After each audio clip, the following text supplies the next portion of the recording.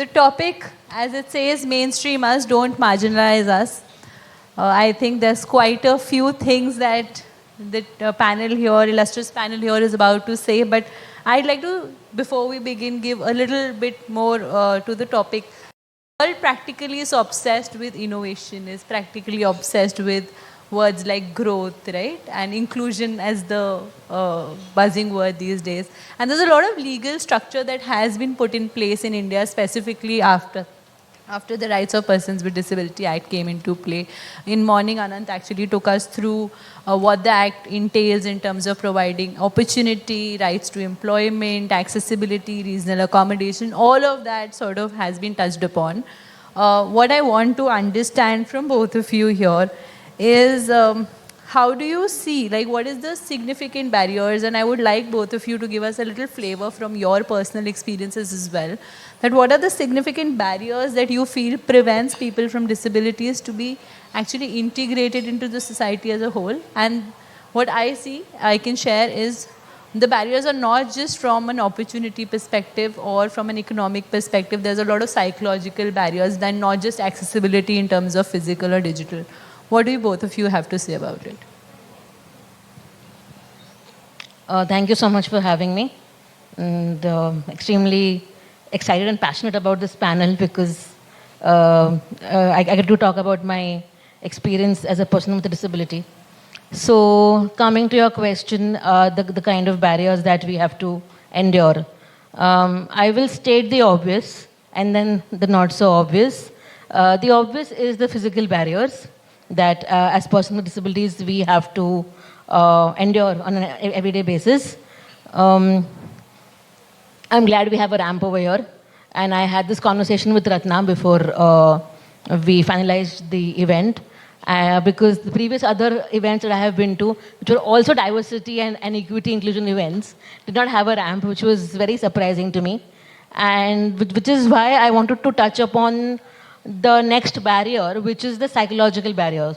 I feel the psychological barriers lead to physical barriers. If there were no psychological barriers, these barriers would not exist for us. Like, you are not asked to participate in an obstacle race every day to reach work, right? As a normal person. So you don't have barriers because that mindset does not exist. So why is this limited mindset in place for people with disabilities? Just want to state one example over here. I was completing my dissertation about a decade back, and I spoke to one professor who was teaching at one of the best architectural institutes in Pune. And I told him, at that time, the Rights to Persons with Disabilities Act was not there. So I was like, the 1995 Act is there, and we have provisions for accessibility. So why don't we see architects and officials implementing a barrier-free environment, enabling a barrier-free environment? And he said that, Madam, लोग आते ही नहीं हैं तो हम बनाएंगे क्यों? And I'm like, sir, अब बनाएंगे नहीं तो हम आएंगे कैसे? So it's this vicious cycle. So that is one part of the psychological barriers. The second part, although I can go on and on about it, I think the second psychological barrier is again in the mindset at a very core level, at a very micro level.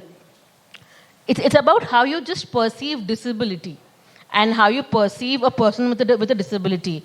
If somebody sees me on the road, their first response is, oh, does she need help? Oh my God, how do I talk to her? Oh my God, poor thing. She has to go through so many things. And my question is, why? Why do we have these reservations? And more than that, it's even about everyday things. Get ready soon, you'll be late. You start getting ready first. You start walking first. You know, small condescending statements that imply that you are slow because you're disabled, something of that sort. Oh, why do you want to get married to a non-disabled guy? Like, I am on a matrimony site and I am the one who operates it, thankfully. So I send requests to so-called normal boys, and my family member asked me why. Just why? Pagal hai kya?